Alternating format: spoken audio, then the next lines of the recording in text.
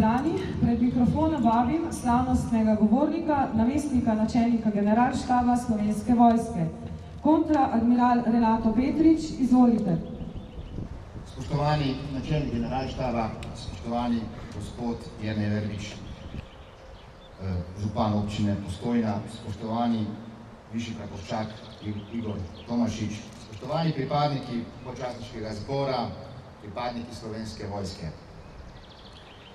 Najprej seveda hvala za povabilo, z vami sem prvič in upam, da ne tudi zadnjič, in vsekakor naj vam najprej čestitam in zaželim lepo praznovanje.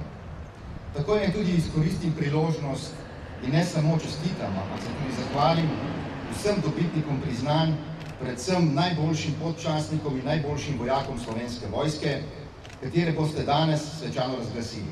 Kajti tisti, ki doseže izjemen rezultat, na najboljši način promovira vse tisto, kar si želimo za vse pripadnike Slovenske vojske.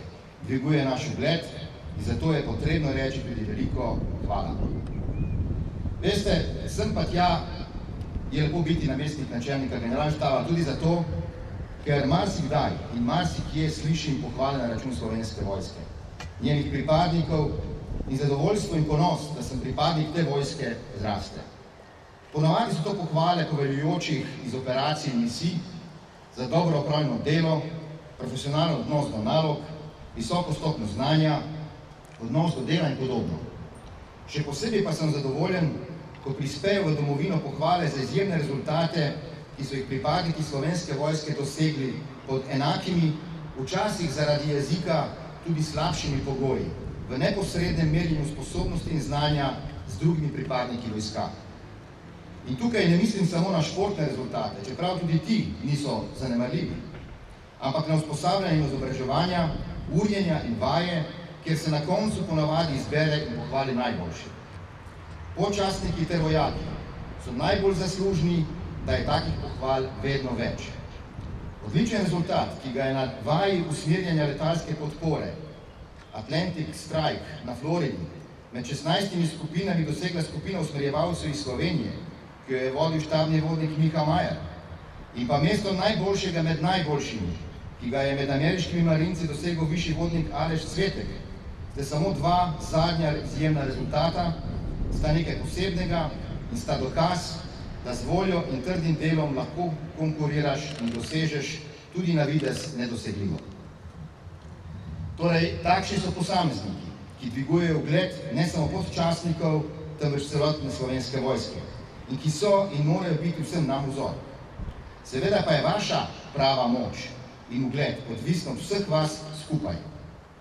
Moram reči, da sem presenečen in to pozitivno, kaj vse ste uspeli narediti v zadnjih 5-6 letih. Spremenili ste vlogo podčastnikov v Slovenski vojski. Uspeli ste v veliki meri spremeniti tudi razmišljanja častnikov glede vloge podčastnikov. Naredili ste veliko na področju usposabljanja, veščin, utrjevanja discipline in podobno. Seveda nočem reči, da je stvar končana. Daleč od tega. Vi predstavljate skupino pripadnikov Slovenske vojske, ki je v vojski zaradi natančno določene vloge. In če so v večini vojaških filmih častniki prikazani kot tisti, ki se morajo odločiti, so podčastniki skoraj brez izjeme prikazani kot tisti, ki odločitev predlagajo in so tudi glavni izvajalci le-te. Podčastniki so navadno vedno prikazani kot izkušeni, zanesljivi, trdoživi, kot tisti, na katerih sloni razlika med uspehom in neuspehom. Logika take slike je enostavna.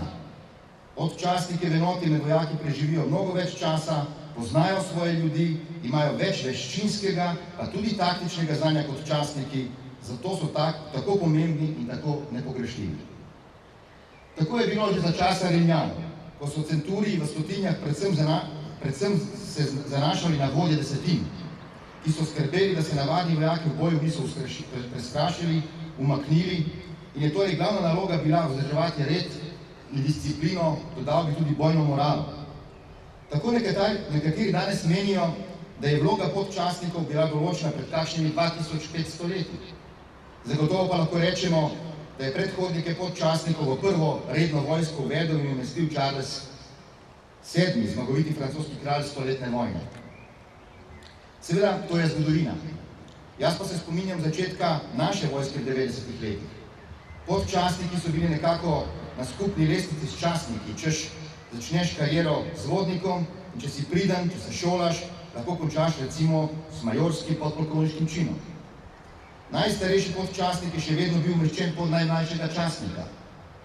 Ta filozofija, da tam, kjer se konča podčastniško delo, se začne častniško, je seveda popolnoma zgrešena.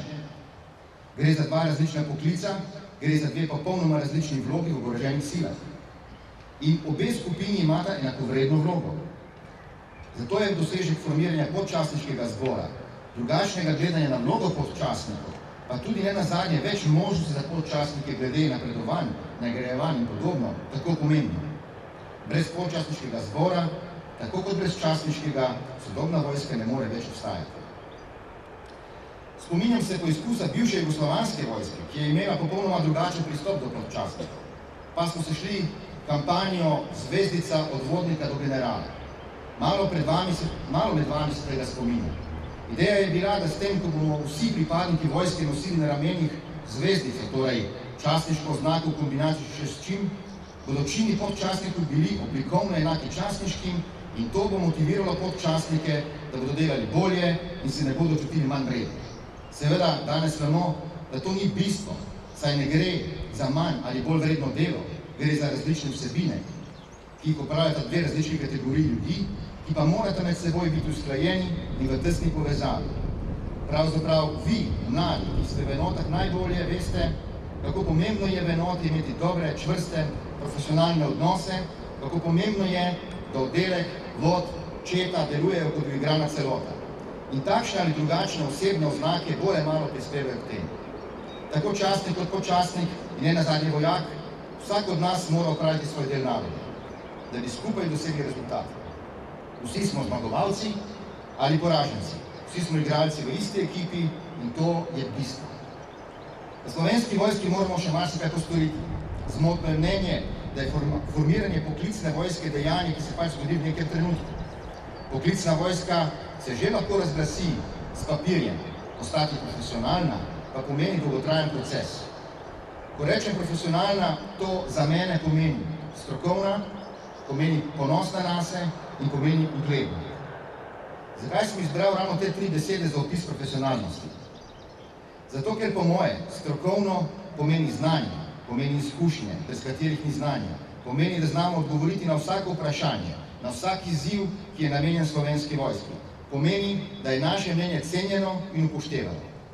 Ponosna nas pomeni, da zaupamo sami sebi, da se zavedamo naše vrednosti, da nismo sramežljivi in nam ni nerodno ali celo neprijetno, ko se sprehajamo v uniformi po Ljubljani ali kje drugje. Ugledna zato, ker nas morajo naši državljani sprejemati kot tiste, ki smo tu zaradi njih, da smo tisti, ki bomo prevzeli nase najtežji del bremena, vedno in povsod, ko bo to potrebno.